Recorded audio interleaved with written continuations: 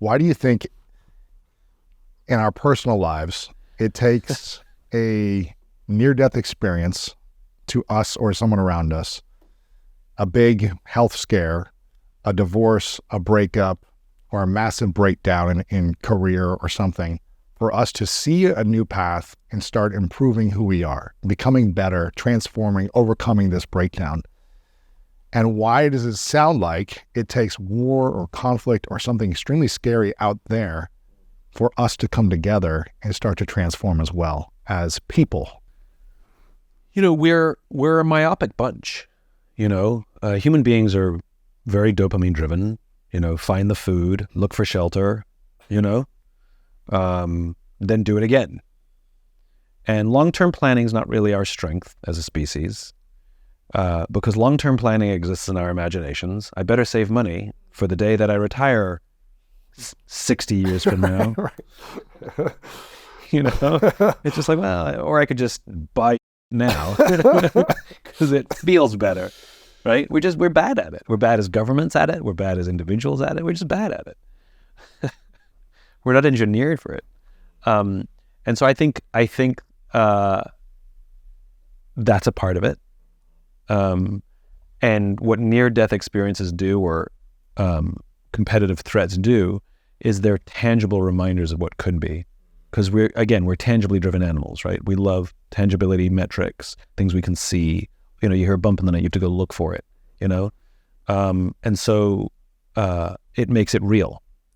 So even though global threats have existed since the fall of the Soviet Union, now that you can see one, you know, now you can give it a name and a flag, you know, and a language, it becomes a real thing. And I think the same goes for near-death experiences. It's like my mortality, which was something that I didn't think about, is now real, which is why I ask old people for advice. They give the best advice because they don't give it what you think about them. Because they're close, because they've accepted their own mortality. The end is near. The end is near. And so I'm not doing anything to please you anymore. Yeah, I'm not trying to impress you. You know, talk to a 20-year-old and talk to a 70-year-old and see what kind of advice you get. And it's not just experience and wisdom. Of course, that factors in as well. You know, one is much more concerned about what you think about them. The other one really doesn't care. So I think that's what these shocks do. And I think one of the things that storytelling does, one of the things that you do and I do and others do, is by telling the stories of other people's near-death experiences or other people's losses, hopefully inspires people to take on themselves without having to go through the challenge themselves. That's the ideal. But, you know, I remember after September 11th, I was in New York on September 11th and lived through it. You were there? Yeah. I watched the buildings fall. Really? Yeah. What part of... I was downtown. I was in Soho. Really? So just about, I actually did the calculations. I figured out it was exactly 1 mile. You could see the buildings? From my office, yeah. I was walking, I took the subway and the subway stopped at 14th Street and I still had to get to Soho. So I walked down 7th Avenue, which the end of 7th Avenue was the World Trade Center. Wow. And so I was walking down watching them burning. Holy cow. And then got to work. And the view from my office was the World Trade Center. No way. And yeah, I remember the very strange, that's embossed in my brain. I'm not going to forget that image of it. What was that? I mean, this is a little sidetrack here, but what was that day like? I mean, watching it at your office, what was the scene like? Were people paying attention? Was all eyes on the building? Of course. Wow. We were, at this point, when I woke up in the morning, because the first plane hit shortly after 8 a.m. and I hadn't left the house yet. Had you already heard about it? Well, it was on the news. A friend of mine called me to turn on the news. So I turned on the news and there was a hole in the World Trade Center and it was burning. But the scale of those buildings is so huge that we couldn't tell that it was an airliner. We thought it was a Cessna. So you saw a hole in the building. The building was so big. You literally just thought it was and it was a beautiful day. So it's not like there was a storm. It was a perfect day. So we just thought it was an idiot in a Cessna. And I went to work. And people started to talk about it on the bus. I was taking the crosstown bus, like, did you see what happened? And by the time I got off the subway on 14th Street, because, media disappears under the ground, now there were people sitting on the sides of the street listening to radios in their cars. And at this point now, we started to realize this was terrorism. So we started to recognize what it was pretty quickly, but we didn't know what the implications were. And we also didn't expect the buildings to fall down. It was a weird flaw in how the buildings were made that made them, because, most buildings had internal load-bearing structures. And what made the World Trade Center unique was all the load-bearing structures are on the outside. And so the floors basically floated in the middle. Wow. So except for the elevators, you could stand on one side of the World Trade Center inside and look clear over to the side of the building. It was an amazing building. Wow. And so they collapsed on top of each other when it came down, which nobody knew would happen. And so I was in constant contact with my sister, who worked also in Soho across town. Wow. And we were talking constantly. And after the second building fell, I called her up and said, I'm coming to get you. We're going to go home. And we lived uptown. And so I walked across town to get her. And we were part of the mass exodus, walking 4 miles uptown. And of all the thousands of images that were captured that day, one image I went through all the books and everything, one image that was really never captured was this. It was very quiet. We were all walking in one direction. Just imagine thousands of people, no cars on the road, walking north. No one in the subway. Yeah, everyone's just everybody's above ground, and we're all going. It was very quiet, and speckled in between all of this exodus were people covered head to toe in soot. Wow. But other than that, everything was normal. They were holding their briefcase and their newspaper, and it was just covered in debris. They were covered. I mean, we saw the pictures of people covered, but they were just speckled. And my sister, she had 2 colleagues, which we dropped them off on the way.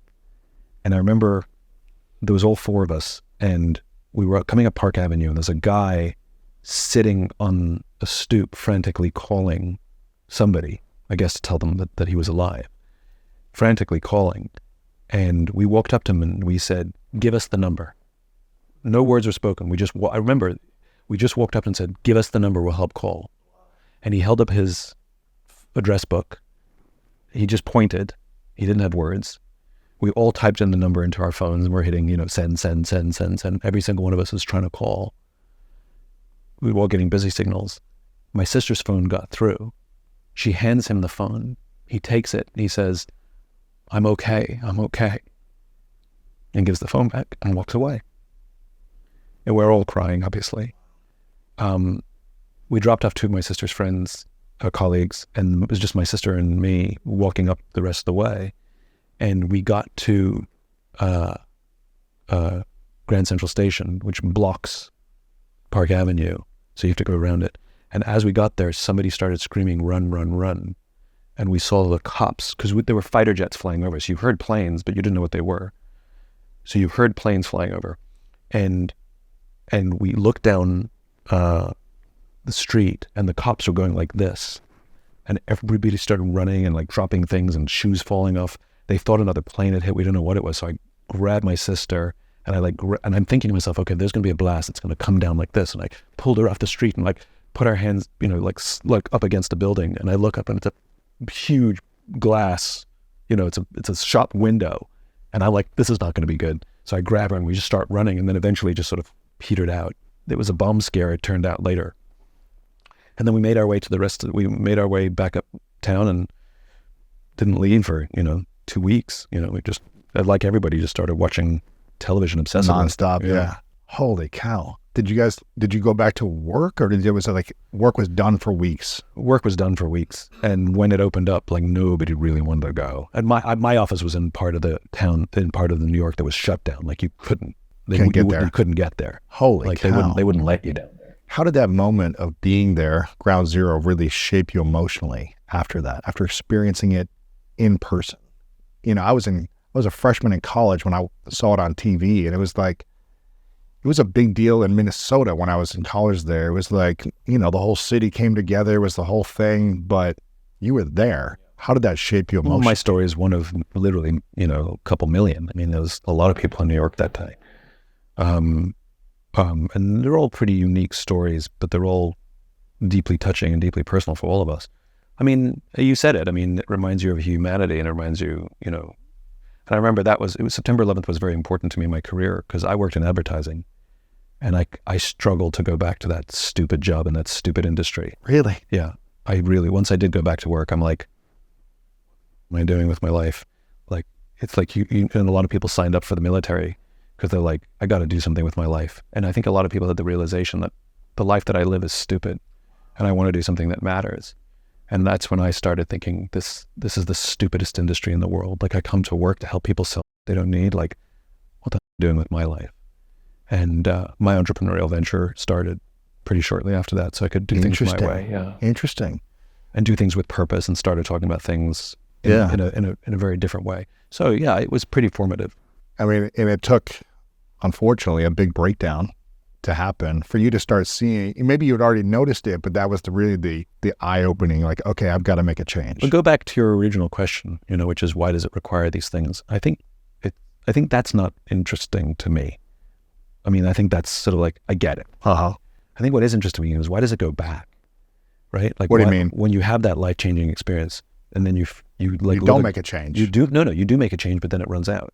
So I saw this happen after September 11th in New York for quite a long time. I would say months. New York was utopia. There was no crime, none. Everyone came together. Everyone came together. There was literally no crime. Everyone loved each other. Yes. Strangers. What do you need? I'm here for you. There's nothing. And like, the total number of racially motivated crimes in New York after September 11th was 0. So nobody like took their anger out on an Arab population, for example. It just didn't happen. And I remember thinking to myself, this is going to go away.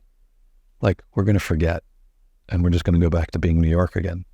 Wow. And sure enough, in enough time, we got distracted by the short term. So COVID was no different. In the middle of COVID, we're all thinking, oh my God, I have to reevaluate my life, my work-life balance.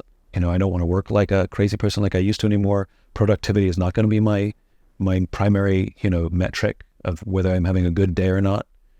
And that went away, or we're working like idiots again. And like, productivity is like, people look down on you now if you're not having a productive day. Like, we forget. And again, there's the biology of the dopamine-driven animal that is more driven by the short term and the visual. That to me upsets me more. Our lives since the early days of the internet have been governed by algorithms. Yes. Right? What's an algorithm? Let's start there. Yeah. Right? We talk about algorithms every day. It's in our vernacular, but what is it? An algorithm is very simply